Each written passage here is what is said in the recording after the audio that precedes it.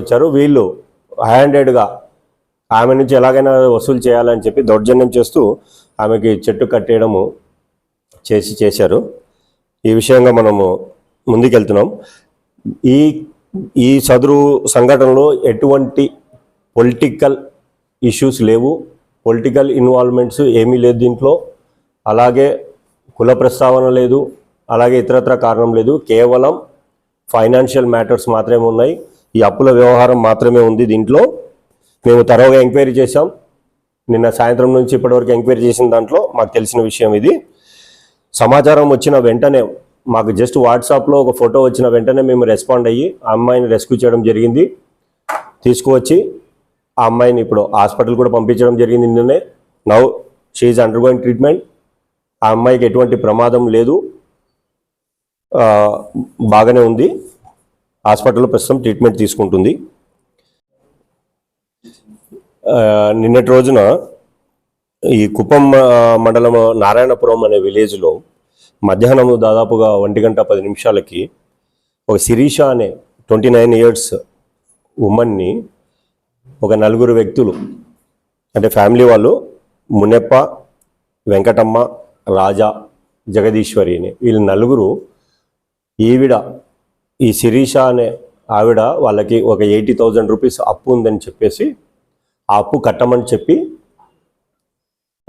వాదులాడుకొని, మీరు అప్పు కట్టేంత వరకు నిన్ను ఊరి నుంచి పంపించమని చెప్పేసి ఇంటి వద్ద ఉన్న ఒక వేప చెట్టుకి కట్టేయడం జరిగింది. తాడుతో కట్టేసి కొట్టడం జరిగింది ఆవిడని.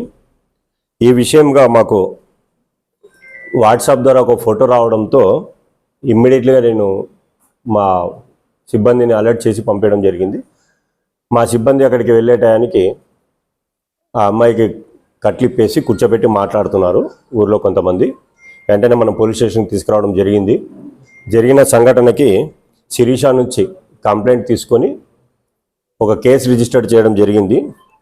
దీంట్లో ముద్దాయిలుగా భావిస్తున్న మునెప్ప, వెంకటమ్మ, రాజా అండ్ జగదీశ్వరి అనే వాళ్ళు కూడా మన కస్టడీలో ఉన్నారు. వాళ్ళని ఇప్పుడు రిమాండ్కి పంపిస్తున్నాము. ఈ కేసులో 126 Clause 2, 118 Clause 1, 115 Clause 2, 351 Clause 2 and 109 BNS Act read with 3 Clause 5 case register చేయడం జరిగింది. That means attempt to murder case కట్టడం జరిగింది. దీని పూర్వపరాలు విచారిస్తే ఈ శిరీష అనే అమ్మాయి తన భర్తతో, తిమ్మరాయప్ప అనే భర్తతో ఆ విలేజ్లో, నారాయణపురం విలేజ్లో గతంలో ఉండేది. ఒక 3 years బ్యాక్ వాళ్ళకి అక్కడ ఎక్కువగా అప్పులు చేసేసి తీర్చలేక ఎక్కువ మొత్తంలో లక్షల్లో అని చెప్తున్నారు. ఇప్పుడు నేను విలేజ్కి వెళ్ళి ఎంక్వైరీ చేయడంతో లక్షల్లో ఎక్కువ అప్పులు చేసేసారు. తీర్చలేని పరిస్థితుల్లో వాళ్ళు ఊరించి వెళ్ళిపోయారు 3 years బ్యాక్. అప్పటి నుంచి వాళ్ళ ఆచూకీ తెలియలేదని గ్రామస్తులు చెప్తున్నారు. ఇది ఇలాగుండగా నిన్నటి రోజున శిరీష అనే ఆవిడ తన 2 పిల్లలకి అక్కడ స్కూల్లో చదివినారు. ఆ టీసీ తీసుకోపోవడానికి నిన్న మధ్యాహ్నము వాళ్ళ మేనమామ గారితో ఆ విలేజ్కి రావడం జరిగింది 2-wheelerలో. అప్పుడు ఈ 4 ముద్దాయిలు ఎవరైతే ఉన్నారో ఆమెను చూసి ఆపి వాగ్వాదం చేసుకున్నారు. ఖచ్చితంగా 80,000 మాకు కట్టాను. నేను మా పిల్లలు తీసుకొచ్చేదానికి నారాయణపురానికి వచ్చినాను. బైక్లో తెలిసిన ఒక ఆయన తోడుకొని వస్తే అప్పు తీసుకున్నందువల్ల టీసీని చింపేదానికి ప్రయత్నించినారు. నేను చేయలేసి పీక్కున్నాను. ఆయన కూడా బట్టలనంతా గుంజి బయట వస్తేనే నన్ను కొట్టి లాక్కెళ్ళి చెట్టు కట్టేసి మార్చేసినారు. ముందు మా ఆయన్నే చేసినారు. నైటే తోడుకొని వెళ్ళి మా ఆయన దిగులు పడి వెళ్ళిపోయినాడు. నాకు ఆ పెళ్ళాం వద్దు, బిడ్డలు వద్దని. వాళ్ళ తమ్ముడికి 16 లక్షలు ముందుకు నిలిచి ఇచ్చిన దానికి ఆ అప్పుకు దిగులు పడి మా ఆయన కొద్దిగా చేసినాడు. వాళ్ళు ఎట్లు ఇచ్చినారో అట్లా ఇస్తామని మంచిగానే చెప్తా ఉన్నాం. వినలేదు. చాలా దారుణంగా కొట్టి మా పిల్లోడు ఏడుస్తాంతో రోడ్డుకి ఇచ్చేసి మారి చేసిండారు. ఇస్తాము, మాకు ఏదైనా లోన్ వస్తే ఇస్తామని చెప్పినాము. ఈ మారి చేసిండారు. చీరనంతా ఇప్పి కొట్టి తాడు తీసుకొచ్చి కట్టేసి మూతినంతా గిల్లి గొంతు పిసికి చంపేస్తామని బెదిరించినారు. చెప్పితే కూడా లేదు. దారులు పోయి వచ్చేవాళ్ళు ఈ మారి ఇది కట్టేయడం లేడీస్ని తప్పు అని చెప్పిన తర్వాత అప్పుడు కూడా ఏం లేదు. ఏమన్నా ఉంటే నువ్వు కట్టేసి తీసుకెళ్ళని చాలా దారుణంగా కొట్టినారు సార్ లోపల. ఈ మారి చేస్తా ఉన్నారు. ఆ ఊర్లో పోయేదానికి వచ్చేదానికి లేదు. తెగ ఇచ్చి నేను పోయినాను నారాయణపురానికి. ఈ మారి చేసినారు. నేను వస్తే ఇక చేస్తారని ముందునే చెప్తుంది, అయినా లేదు. తల్లిగా వచ్చి సంతకం పెట్టి టీసీ తీసుకొని పోవాల, పిల్లల భవిష్యత్తు ఇది అని చెప్పినారు. నేను నిన్న 1 గంట 10 నిమిషాలకు వెళ్ళినాను. ఆ 1 గంట 10 నిమిషాలకు ఆ మారి జరిగింది. నేను పోయేటప్పుడే ఇంటి దగ్గర రోడ్డు పక్కన కాసు కూర్చున్నారు.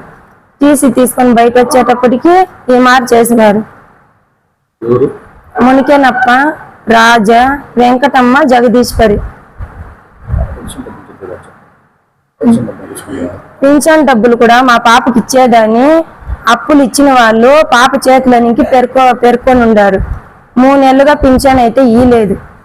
ఆ పాప ఇచ్చేదానికి మా అమ్మది అప్పు చేసింది ఇస్తానని వస్తే కూడా బెదిరించినారు మా పాపని. నాకు 3 పిల్లోళ్ళు, హ్యాండిక్యాప్, ఒక పాప, 2 ఆడపిల్లోళ్ళు, 1 కొడుకు. మా కొడుకుని తీసుకెళ్ళినాను. వాడిని ఈడ్చి రోడ్డుకి వేసేసి మా అమ్మను కట్టొద్దంటే కూడా ఈ మారి తాడేసి లాగి కట్టినారు. తీసుకుని దాన్ని ఇస్తామని నేను మంచిగానే చెప్తా ఉన్నాను, అయినా వినలేదు. నా మెడలో ఉండే బొట్టునే కూడా నా మొగుడు బాగుంటే చాలు. ఒకప్పుడు బాగా బతికినోడు. 1,00,000 తీస్తే 1,00,000 వడ్డీ కట్టిండాడు. ఊరికి వచ్చేదానికిలే పోయేదానికిలా. మాకేదో కాలనీ ఇల్లు వచ్చింది. ఆ కాలనీ ఇల్లు కట్టుకుంటే దాన్ని అమ్మేసేయి అంటా ఉండరు.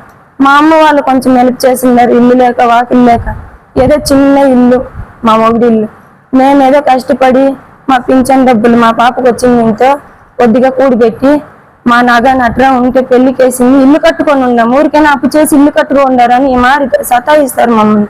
చాలా టార్చర్ పెడతారు. ఊరు పోయేకలే వచ్చేకలేదు. మా పిల్లలు 1 సంవత్సరము ఆడ తినేదానికి ఉండేదానికి చాలా కష్టపడి ఉన్నారు. స్కూల్కి పోయేటప్పుడు వచ్చేటప్పుడు ఆ మారి సాపిస్తారు పిల్లల్ని. కత్తితో పొడుస్తాము, మూట్లు కసి పెడతాము. అప్పు ఇవ్వకపోతే మీ నాన్న ఎక్కడున్నారు, మీ అమ్మ ఎక్కడున్నారు అని ఈ మారి చేసినారు అప్పుల వాళ్ళంతా. ఇంటికి వచ్చి నైట్లో తలుపులు తట్టేవాళ్ళు. మా అమ్మ వాళ్ళ ఇంటికి వెళ్ళి కూలి పని చేసుకొని అప్పు తీర్చుతాము, ఇచ్చిన వాళ్ళ డబ్బులు మనం ఇవ్వాలా. వాళ్ళు ఎంత కష్టపడి ఇచ్చిందని ప్రయత్నిస్తుంది, అయినా కాలేదు. ఆడది 8 లక్షలు తీర్చేదానికి అవుతుంది. మా మొగుడితో గొడవలు పడినాను, కాలేదు. మా మొగుడే నన్ను వదిలేసి వెళ్ళిపోయినాడు.